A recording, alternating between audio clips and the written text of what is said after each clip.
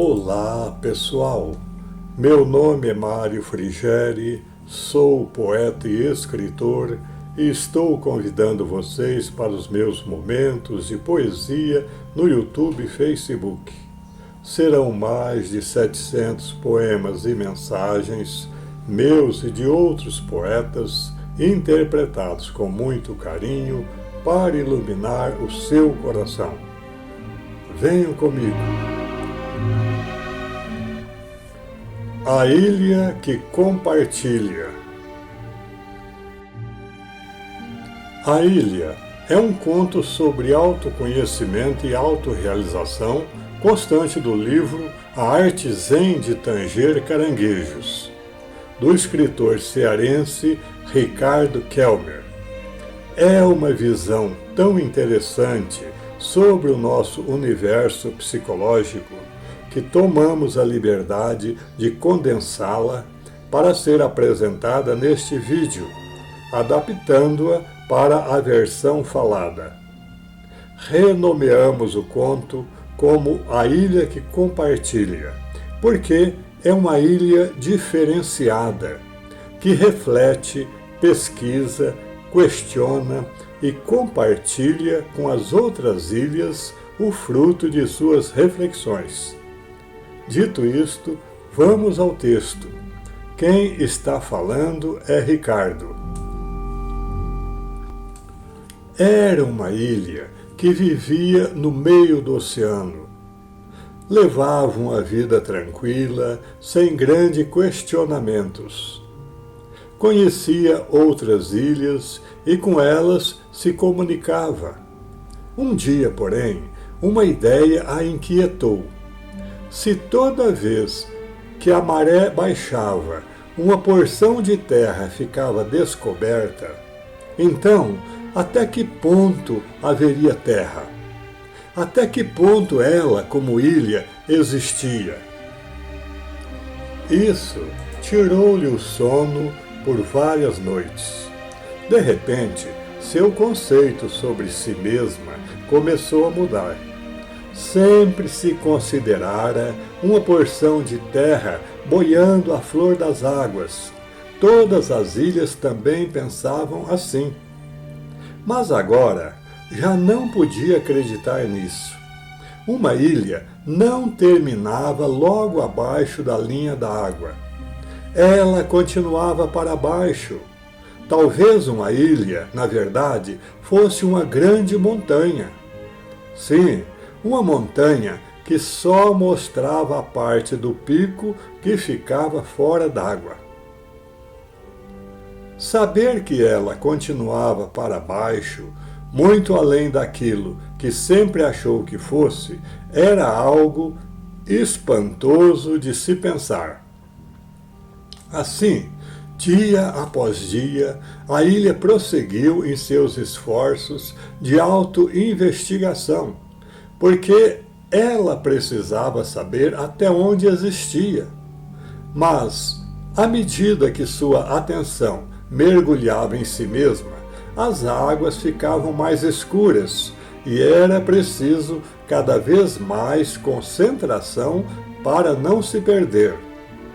Ela prosseguiu mais atenta e descobriu que aquilo que existia abaixo da superfície continuava sendo ela mesma. Sim, mas expandia-se e parecia ter vida própria.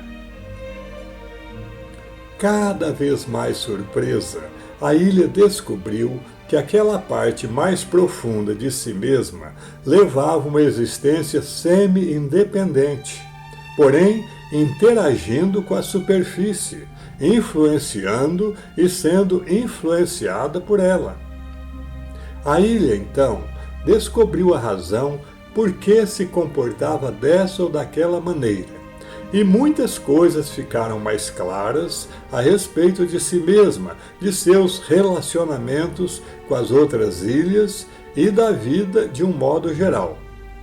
Cada descoberta que fazia puxava outras descobertas e, de repente, era como se todo o universo se expandisse para dentro dela mesma.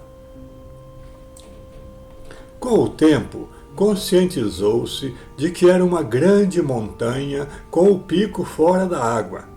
Estava presa a uma base, uma enorme extensão de terra que funcionava como chão.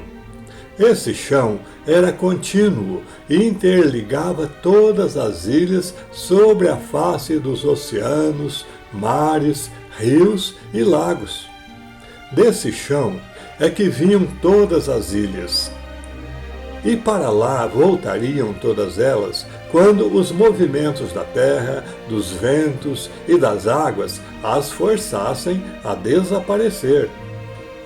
Mas as outras ilhas, em sua maioria, não sabiam que se prolongavam para baixo e por isso não entendiam as reais motivações de muitas coisas que aconteciam com elas. A parte acima da superfície era tudo que conheciam sobre si mesmas, e isso era pouco. A parte que se escondia sob as águas era a parte inconsciente de cada ilha, aquilo que desconheciam de si mesmas. E o fundo do mar era o inconsciente maior e único de todas elas, o lugar de onde todas provinham. Todas as ilhas vêm do mesmo lugar, pensou a nossa ilha, intrigada com suas descobertas, porque são feitas da mesma terra. A areia e os nutrientes que as raízes de suas plantas colhem vêm tudo do mesmo chão. Todas as ilhas que existem são uma coisa só, naturalmente com uma consciência, mas essa consciência é limitada, pois quase nunca desce em direção ao fundo, acomodando-se na parte mais superficial. Se cada ilha se aprofundasse em sua noção de si própria, acabaria se conhecendo melhor e, pelo fato de procederem todas do mesmo lugar, conheceria melhor a todas as outras ilhas também. A ilha viu que eram ideias grandes demais, ideias que confundiam a mente. Aquela autoinvestigação era importante, mas requeria muita atenção para não se perder durante o processo. Só assim poderia transitar com êxito entre as duas camadas de realidade, a que ficava à superfície do oceano e aquela mais escura e misteriosa que mergulhava rumo ao seu interior. Enquanto tudo isso acontecia, as outras ilhas observavam o comportamento de nossa ilha e não entendiam o que ela estava tentando lhes dizer. A ilha sentiu-se só. Viu-se então pensando da seguinte forma: se as outras ilhas não se conhecem e todas elas são parte de mim, então eu ainda não me conheço tão bem quanto deveria. Assim, como poderia condená-las? Não poderia. Deveria entender e aceitar o ritmo natural de cada uma daquelas ilhas. Deveria agir como a mãe sábia e bondosa que incentiva todos os seus filhos, mas tem de respeitar o caminho individual de cada um. Foi então que, subitamente, a ilha percebeu, num estalo de compreensão, que toda aquela vasta extensão de terra lá embaixo funcionava como um útero a projetar partes de si mesma, forçando-as a virem até a superfície. Uma vez na superfície, elas se transformavam em ilhas e começavam sua aventura individual em busca de saber quem de fato eram, de onde vinham e por que existiam. Ao morrer, cada ilha levava para aquele bloco submerso de terra sua própria experiência, que serviria para formar outras ilhas no futuro. Assim, toda ilha continha em si, sem se dar conta, a mesma matéria das que a antecederam. Através da vida de cada uma das ilhas, a Terra como um todo estava aprendendo cada vez mais sobre si mesma. Se isso era verdade, então cada ilha possuía uma enorme responsabilidade, ou seja, conhecer-se a fundo, viver a vida da melhor forma possível e aprender o máximo que pudesse, pois tudo o que vivesse formaria o material do qual seriam feitas as ilhas que a sucederiam. Assim, a vida é mesmo uma tremenda aventura.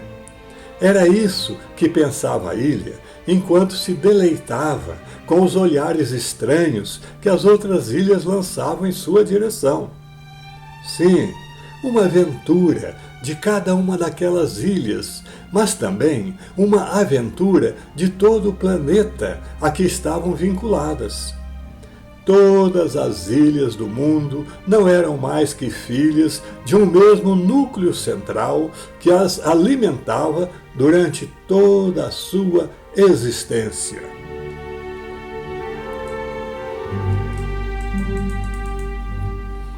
A ilha que compartilha.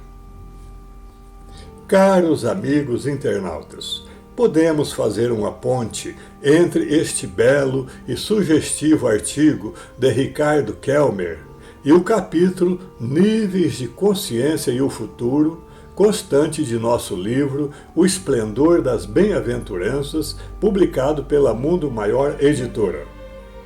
Assim como Kelmer, ao elaborar esse capítulo, tivemos em vista clarear o lado sombra da personalidade humana e apontar caminhos para a sua iluminação. No artigo citado, podemos identificar dois níveis de consciência, o consciente e o inconsciente. O consciente seria a parte visível ou emersa da ilha.